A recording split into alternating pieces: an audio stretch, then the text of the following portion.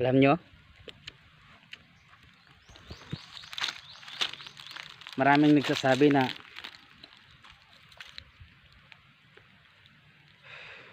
ang sigarilyo masama sa tao.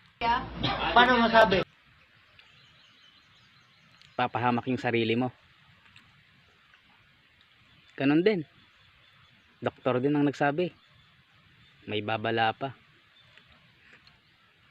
Sigaret daw dangerous sa ating health. Parang true love, parang sa pag-ibig lang yan. Alam mo nang masakit na, alam mo nang ikapapahamak mo pa, pero sige ka pa rin kasi alam mo sa sarili mo mahal mo siya, kaya